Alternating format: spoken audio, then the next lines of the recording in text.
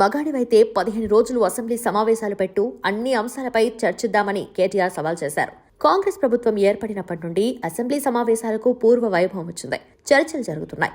ఇలా ఎందుకు అందరూ చెప్పుకోవాల్సి వచ్చిందంటే, తెలంగాణ ఏర్పడిన తర్వాత 10 ఏళ్ల పాటు అసలు అసెంబ్లీ సమావేశాలు రికార్డుల కోసం జరిపామని చెప్పుకోవడానికి నిర్వహించారు. కానీ ఎక్కడా ప్రతిపక్షాలకు అవకాశం ఇవ్వలేదు.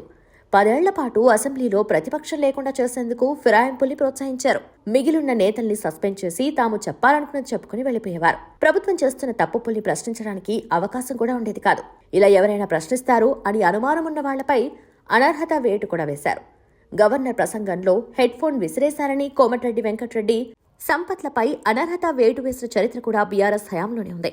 10 ఏళ్ల పాటు ప్రతిపక్షానికి వాయిస్ వినిపించే ఛాన్స్ ఇవ్వని బీఆర్ఎస్ నేతలు ఇప్పుడు కాంగ్రెస్ పార్టీని మగోడివైతే అన్నీ చర్చిద్దామని సవాల్ చేస్తున్నారు. ప్రస్తుత తెలంగాణ ప్రభుత్వంలో అన్నీ చర్చిస్తున్నారు.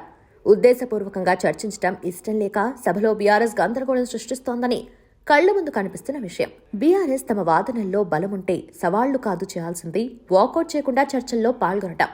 అలా చేయకుండా పార్టీ సమావేశాల్లో మొగోడివైతే దమ్ముంటే ఇలాంటి మాటలు మాట్లాడితే ప్రయోజనం ఉండదు.